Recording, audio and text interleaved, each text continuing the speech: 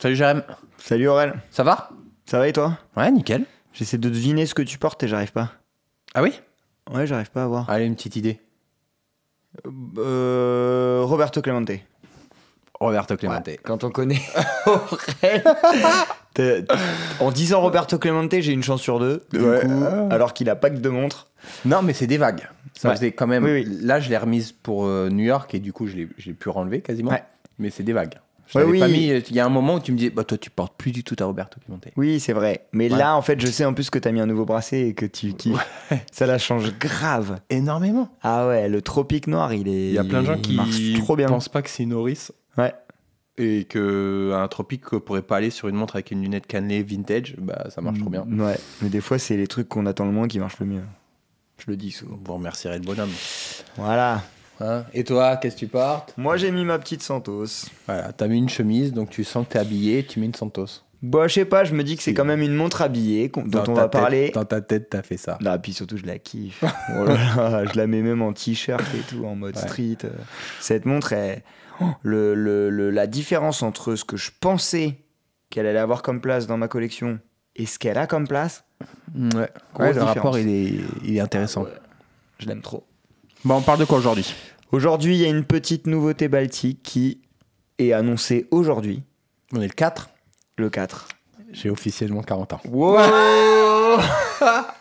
Il est passé de l'autre côté. Depuis le temps qu'on en parle aussi de ça. Joyeux anniversaire. Si toutes les marques vous qui avez nous le droit regardent, de lui lâcher un petit big up en commentaire. On le fera peut-être pas tous les ans, mais là c'est un anniversaire important. Si les marques veulent m'envoyer des cadeaux. Voilà. Moi je voudrais bien la réservoir. Peut-être qu'ils nous écoutent. Peut-être. Bon, qu'est-ce qui est sorti aujourd'hui? Une petite Baltique. Ouais.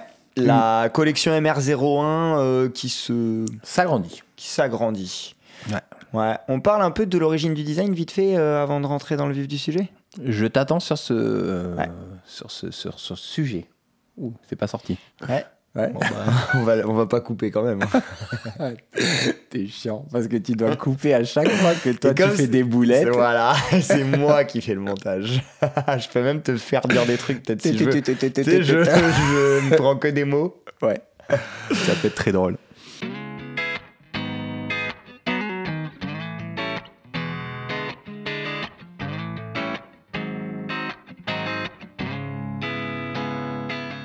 Ce design, alors la MR01 a été sortie il y a quelques temps déjà. Oui, on la connaissait déjà. On la connaissait. Pour ceux qui veulent, vous pouvez aller voir. On va vous mettre le lien en bas de notre première vidéo. On est sur un format actu. Pour ceux qui ne sont pas au courant, le format actu est plus court, plus condensé. Voilà. On fait un update. Voilà. C'est souvent des montres dont on a déjà parlé. Donc là, ils sortent un nouveau quatuor de cadran. Exactement. De couleurs, mais aussi en fait de design différent. C'est pas juste des couleurs qui viennent s'ajouter à une composition existante. Par contre, le boîtier, le mouvement, c'est la même chose. Exactement. Boîtier, les petites finitions.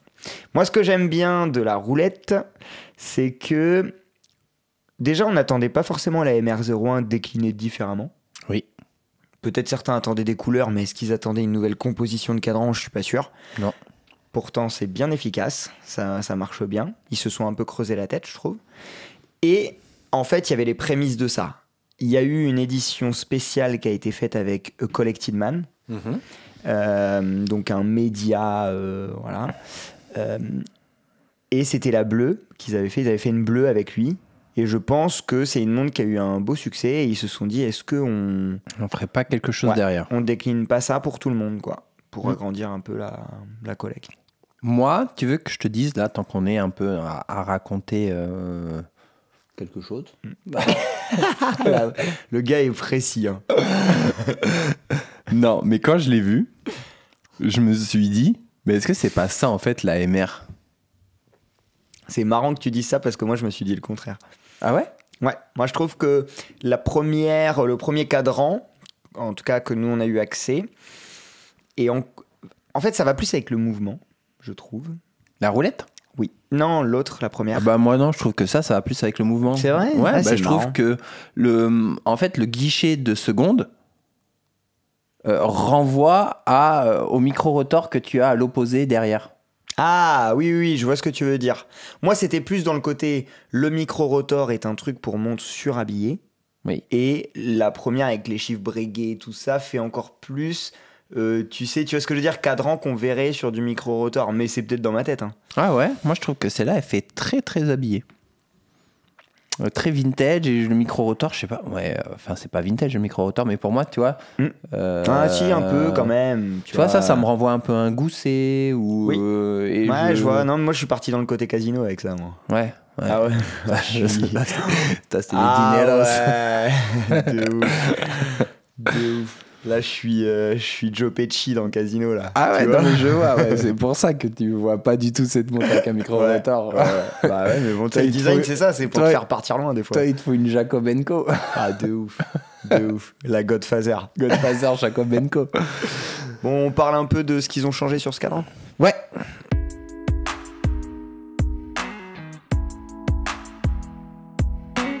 Déjà, il y a 4 cadrans. Ouais, déjà il y a 4 déclinaisons. Nous, dans les macros, on a eu le droit à la silver et à la bleue. Oui. Mais il y a aussi une noire et une saumon. Oui. Et en fait, on va avoir les 4 modèles qui vont être sur la même base, sauf là, enfin sur le même jeu de finition de cadran, sauf la noire. Elle va avoir une finition de cadran brillante. Oui. Les autres vont avoir une finition brossée sur le secteur, grainé sur les autres parties. Ok. Voilà, la noire va faire un peu plus brillante. Alors que les autres, c'est une alternance, brillant, grainé, que Baltic maîtrise bien. Oui. Enfin, c'est même pas du brillant sur le secteur, hein. C'est vraiment circulaire. C'est un brossé, très doux. Brossé très doux circulaire contre du grainé. Et en fait, pour aller plus loin là-dedans, moi j'aime bien. En fait, ils amènent sur la MR01 les finitions qu'ils ont pu mettre sur les 003. Oui. Tu sais, HMS et Bicompax. Ça fait partie de l'ADN actuel de Baltic, qui n'était pas son premier ADN. Oui, je suis d'accord. Et je trouve que cette montre, peut-être, elle homogénéise aussi la collection Baltic. Oui. Bah là, il y a une filiation ou une cousination. On ne sait pas. Ils feront même peut-être des cousinades. Peut-être. Mais oui, entre les HMS, les Bicompax et la MR. Exactement. Oui. Je suis un peu déçu de ne pas avoir eu la cadran noire dans les mains, puisqu'elle a une finition différente. Ouais. J'aurais bien aimé voir ce que ça donne. Si jamais certains d'entre vous passent au showroom ou voient cette montre, je serais curieux d'avoir vos retours. J'aime bien, moi, la typographie utilisée. Oui. C'est la leur en plus, c'est eux qui l'ont développé pour cette montre, ouais. Ils n'ont pas réutilisé quelque chose qu'ils utilisaient déjà, quoi. Peut-être. Sur l'édition limitée, c'était déjà le cas. Oui. C'était la même typo, mais j'aime bien. Je trouve que ça va bien. Enfin, c'est très bête ce que je vais dire. C'est des chiffres arabes, tout ce qui est de plus basique, mais je trouve qu'il y a un côté aussi chiffre romain sur les 1 et qui marche bien avec ce genre de pièces plus habillées. Et ça fait des 1 très bâtons. Ça marche bien. Oh, puis là, la compo générale, celui qui aime quand tout est mis dans des cases, là, il y a ce côté-là. Hein. Moi, j'adore le truc hyper ordonné. Vous avez un chemin de fer pour tout, quasiment. Ouais. Tout est souligné par soit un trait, soit par quelque chose. Enfin, c'est hyper ordonné. Et après, moi, ce que j'apprécie en plus sur ces modèles-là, c'est sur les cadrans foncés. Oui. J'aime bien la couleur qu'ils ont pris en contraste. Oui. Qui est on dirait un peu un beige vert, je sais pas trop le définir. C'est dur à définir. Moi, quand je l'ai sorti, je me suis dit, mais ils ont fait un gilt. Puis après, j'étais là, mais non, c'est blanc. Bah non, c'est pas blanc non plus, mais c'est pas vert, mais c'est pas jaune, mais mais ça marche bien. Que ce soit sur la bleue ou la noire, ça marche bien cette teinte choisie. Oui, moi, des deux qu'on a là, c'est la bleue qui retient mon attention. Moi aussi. Ça marche en gris, mais en vrai, la bleue, je trouve qu'elle ressort mieux.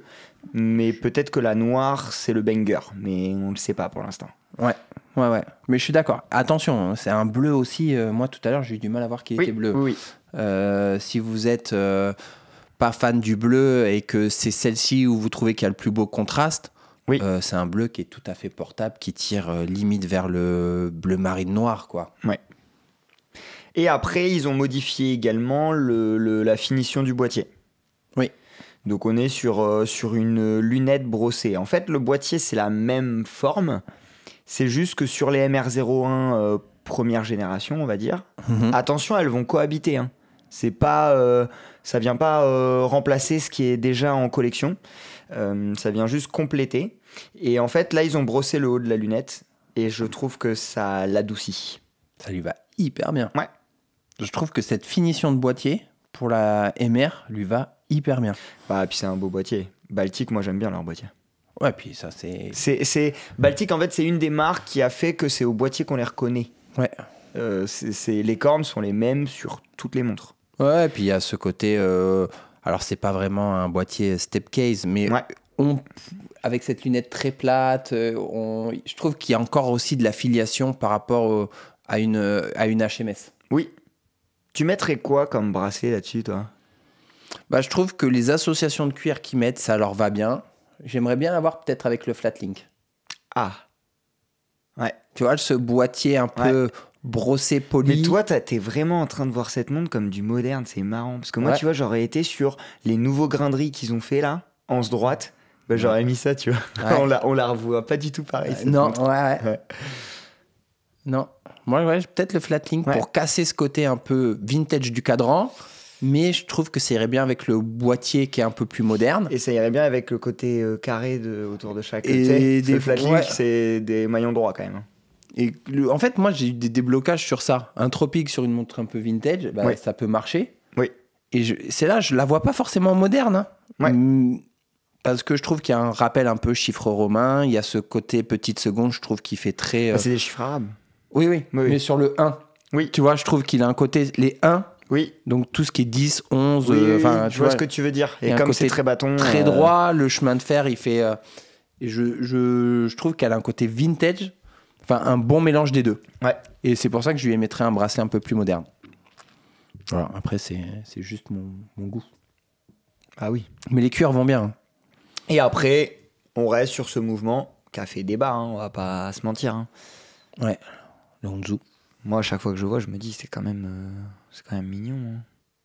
Oui, non, mais moi, j'ai aucun souci. Mon juge de paix, c'est le SAV dans une marque. Et on est d'accord. On est d'accord. Et j'ai pas de SAV sur ce mouvement-là. Et pourtant, on en a vendu des MR, donc... Et j'ai des marques suisses en ce moment qui sont en train de m'embêter avec 12% de taux de retour, quoi. Ouais. Ce qui n'est pas du tout le cas de Baltic. Ouais. Donc, après, petit conseil pour celui qui part sur cette pièce ou qui a déjà un micro-rotor chez Baltic ou ailleurs. Un des défauts, mais qui n'est pas de Baltic, et encore, on l'a pas eu tant que ça, mais c'est que parfois, ça se remonte moins facilement automatiquement.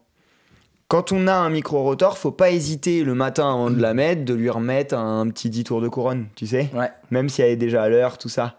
Parce que la masse est plus petite et donc elle est moins entraînée.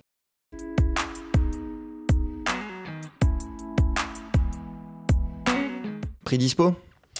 Ouais, le prix, c'est 654 €. Ouais, super prix. Sur cuir. Baltic, ils pensent leur prix hors taxe. Du coup, ça fait des prix TTC qui sont à chaque fois bizarres. Ouais. 726 sur acier. J'adore. Dans les vitrines, c'est très drôle. Les 100 premières pièces seront numérotées. Oui. Et après, ça rentre en collection permanente. Ouais, c'est ça. Et c'est précommande là à partir du 4, je crois, et livré à partir du 20. Donc ça va aller très vite. Ils mettent pas un 4 mois de précommande comme parfois. Non, mais là, c'est une déclinaison de cadran. Donc ils ont déjà les mouvements. Ils ont déjà les mouvements. Ouais, ça peut être anticipé, quoi. Ouais. Voilà. Bah, trop bien. Ouais.